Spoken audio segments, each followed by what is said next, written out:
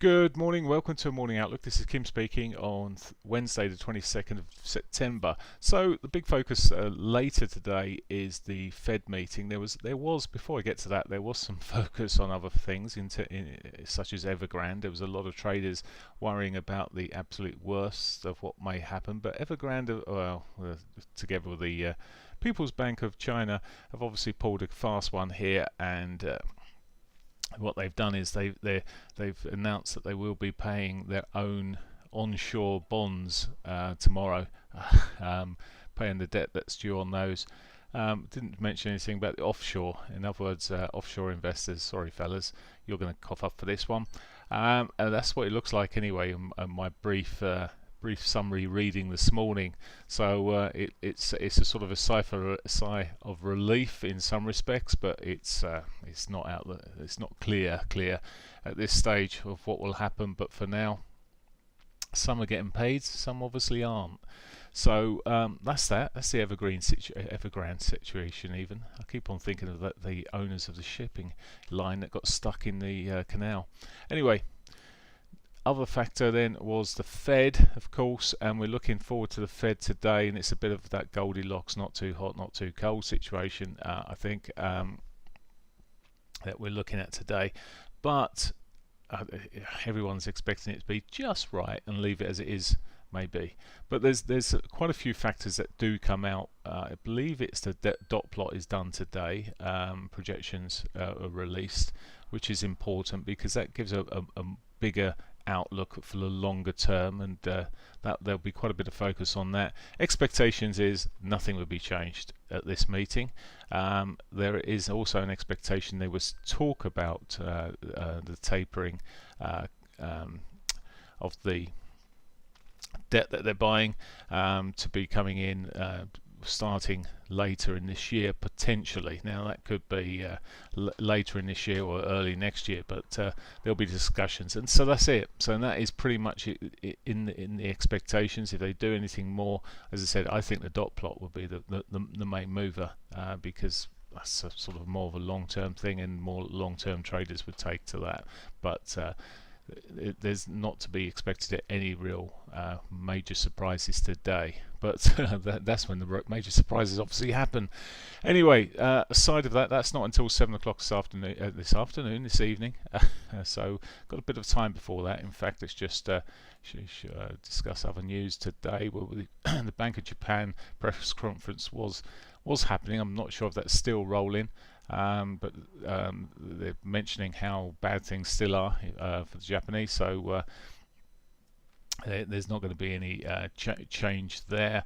Crude oil inventories this afternoon will, of course, maybe, well, I say will, but potentially may move the oil markets a little bit there at 3:30, and then, as I said, FOMC and the press conference at 7:30. Right, that's it for today in terms of the fundamentals coming out. Let's have a look at the technicals, starting off with the euro dollar. Euro dollar, the ranges, look at these tiny little bars. I mean, it's down to 44 pips now. It's almost flatlining the euro. It may as well not move. This is probably leading into the Fed meeting and other banks, central banks meeting, but it's just where it is at the moment. No one really wants to move, show their hand, and it's really choking. Thing is, it doesn't leave much on the cards on the euro dollar to be traded. Very tight range at the moment. Even with Evergrande coming out last night, when the announcements were made there, it didn't do too much to the euro, whereas others started, particularly the Aussie, but moved a lot further. But very little movement in this. Where to today? It's going so sideward. We break above the daily pivot, might get back up to its R1, whole sort of probably 10 or 15 pips. It's or a break of the lows here. Well, may see a continuation.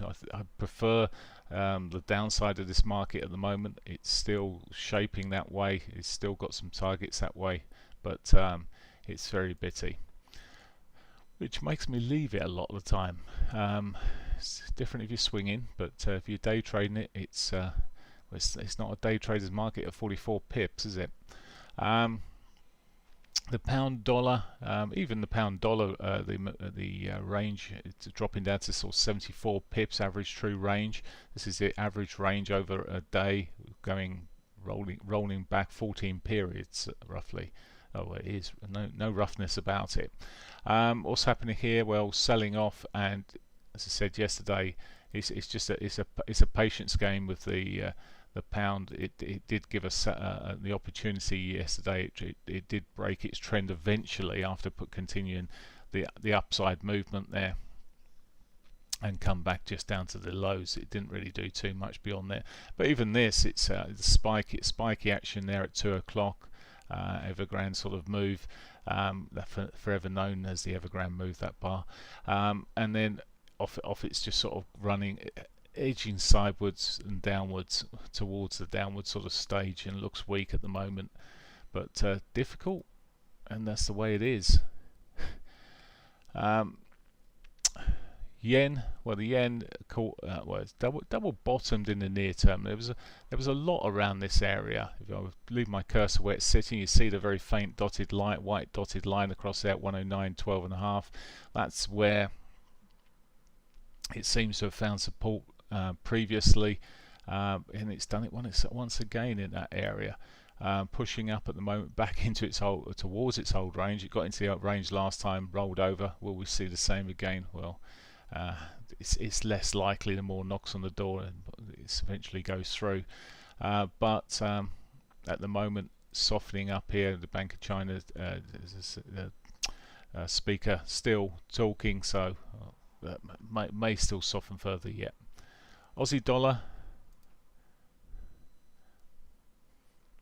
Aussie dollar, well, continuing its southbound journey as well. It's just, again, it's a patience game. If you're sitting there waiting for sort of the moves to happen, you just got to put alerts on your systems if you're day trading. I did it yesterday. It just woke me up perfectly. But you see, when I was talking about this yesterday, it sort of broke down at 11 o'clock eventually, and off it went back down to its lows. There's the Evergrande movement sitting there at 2 o'clock, and well, sitting now. Again, I'm looking at this thinking, well, there's potentially later a move down. If it moves down, I'll set an alert for that and look for the downside. Not particularly keen on the upside at the moment on the Aussie dollar. And the Canadian dollar, you see a similar-ish picture-ish, inverted. Canadian dollar pushing up over the last day or so. We're trying to push up yesterday, but well, again, we've seen this sort of pullback here. Eventually, it's actually gone through the well, looking quite a mess actually. In anyone's book, that's a mess. Just trying to read where it is. It's not given particularly anything obvious. Previously, it was given a lower high, but it's sort of turned around, gave it a little higher low in the shorter time frames, and now it's a mess, a complete mess there. Right, it's best described. Euro yen. I will always look at this. Let's just pop looking at Euro yen. So Euro yen yesterday coming down, double bottoms off. Well, this morning it's come double bottomed there. Bullish engulf, bullish reversal bar there, key reversal bar, pushing up at the moment, and well, that's looking like it might have some legs in it.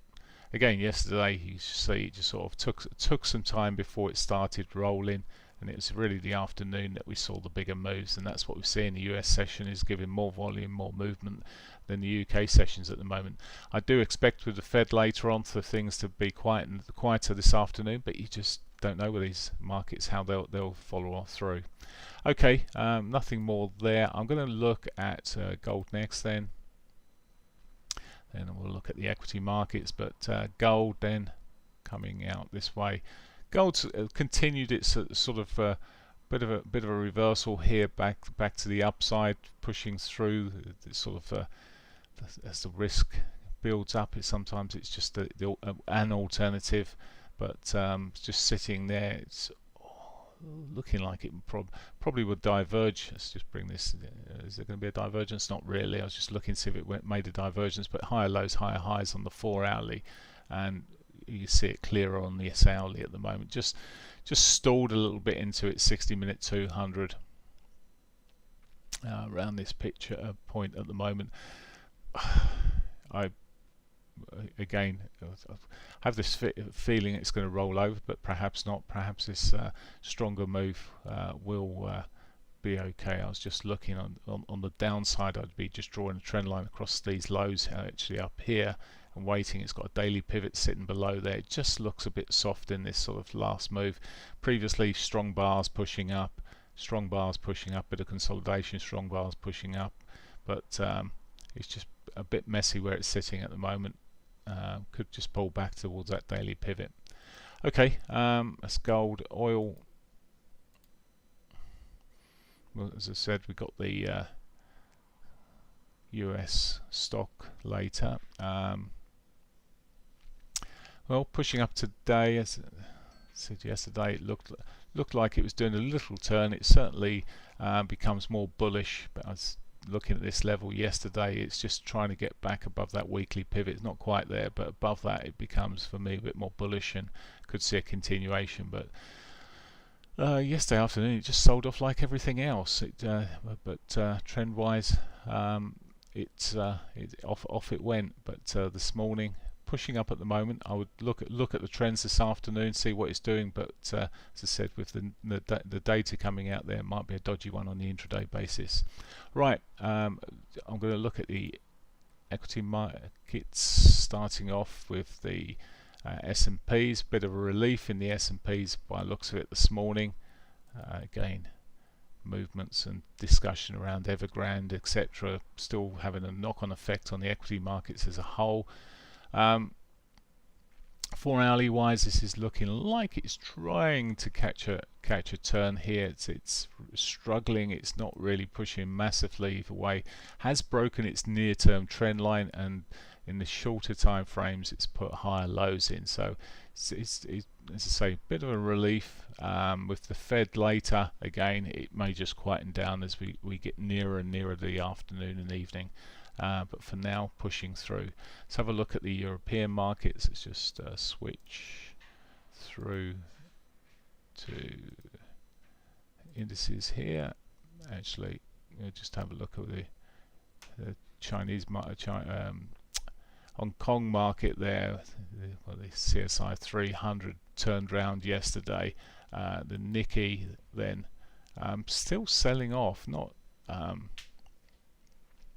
liking probably the offshore effect, and the Nikkei coming off there, and of course you've got the Bank of Japan still talking and giving their data, so it's looking soft on Nikkei at the moment. European markets, well, following, you see it's the US market, the futures, and FTSE, who's following who knows, but pushing up at the moment. The DAX pushing up. These may just give opportunities on some of these to find some resistance on both these in shorter time frames. If you're trading them, may give a final opportunity when they get to some sort of resistance for a reversal. They have still got lower highs, lower lows. I'm not sure everything. Well, we're probably clearer maybe tomorrow on some of these decisions being made out there in the markets, and particularly the Fed, etc., and it may make for an easier trade.